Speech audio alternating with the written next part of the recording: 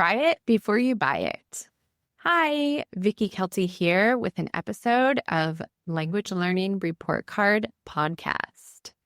My study hits were that I had a fabulous time trying out my voice message speaking practice offer on my own with both Spanish and French.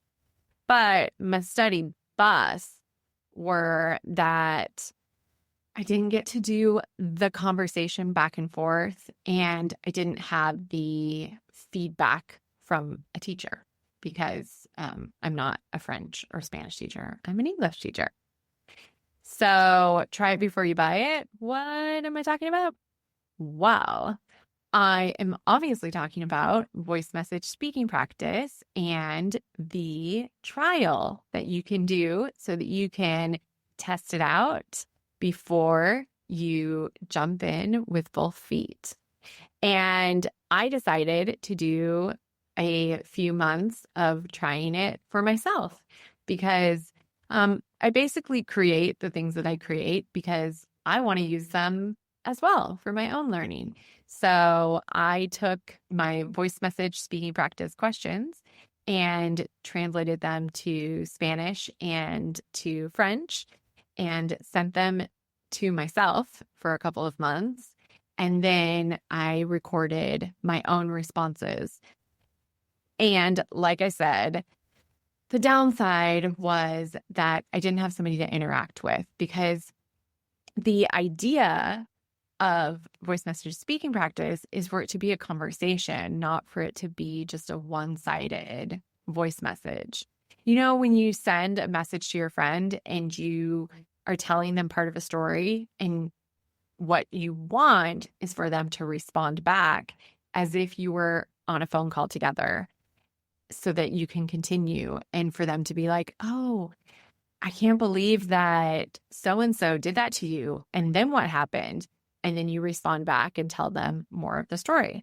Well, that is the idea of it, that you have your question to get you started. You chat about whatever you think of in connection to that question. And then I would respond back to keep the conversation going. And then you send one last message to tie up any loose ends. And then I can give you feedback on that little conversation that we had. With my use of it for Spanish and French, I really just wanted to have specific things to talk about with Spanish and French. So I didn't have to think things through at all. I am used to doing solo speaking. I do it all the time. In a way, I'm doing it right now as I record this in my apartment. I'm just talking to myself. But sometimes it's just nice to have the topic given to you so you don't have to think about like, oh, what do I want to focus on today? And then you go down this rabbit hole and 2 hours later, you have Wikipedia open and you are looking at the, story of the Titanic and who knows? Like the point being that you have completely forgotten about what your original intention was of doing some practice. And so in order to avoid that distraction, I gave myself specific questions to answer in Spanish and in French. And that's what I did. And it was really nice. I did the first message of responding to the question. I spoke about it. I got to practice the specific grammar point and specific vocabulary that those questions were meant to have me practice because, yes, there is secret language intentions for each of the questions that I choose for voice message speaking practice. But I did the one response to my question and then continued on with my day. And generally, I did my practice while I was going on walks. So if anybody in town ever heard me talking into my phone in Spanish or in French, it was probably because I was practicing my voice message speaking practice response for myself. And yeah, I hope they enjoyed listening to it. I think that voice message speaking practice, obviously, I'm going to say that it's a amazing way to practice your speaking. And I found it personally to be really convenient.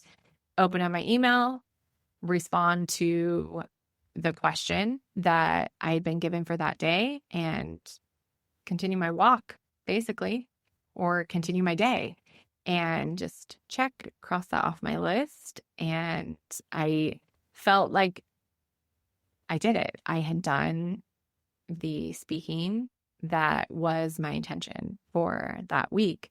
And so it gave me weekly speaking practice with both French and Spanish.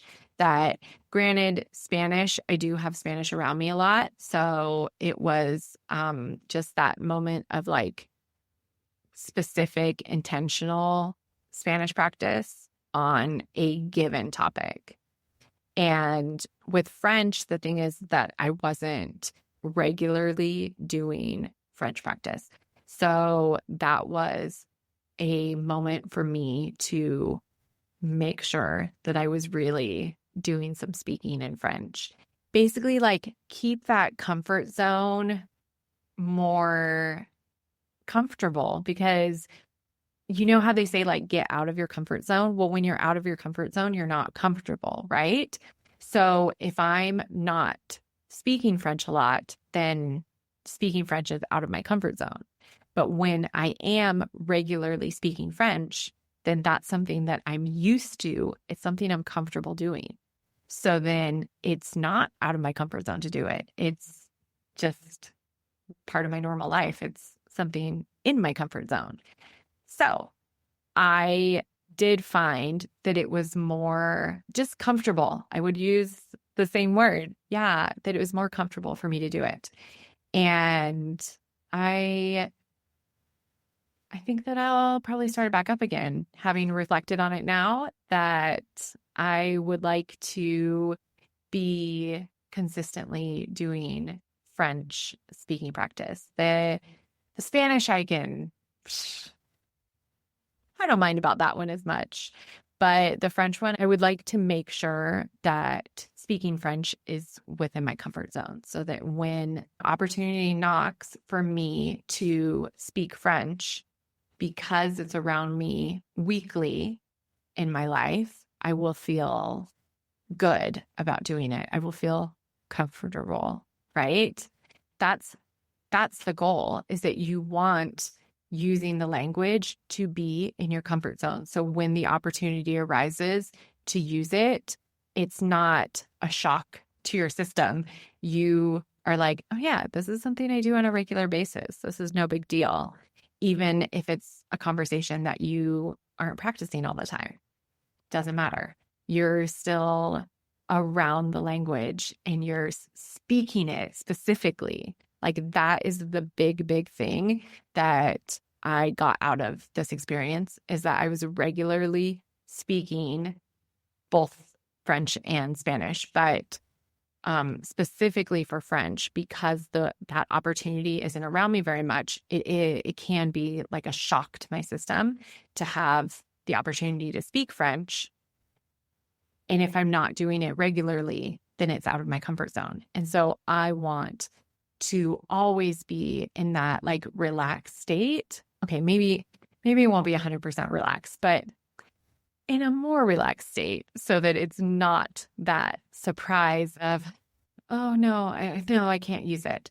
It's the, oh great, this is what I've been practicing for. And then I will speak to that person and say something in French, even if I'm just saying, hi, how are you? Like, that's still really fun to be able to have that interaction with somebody.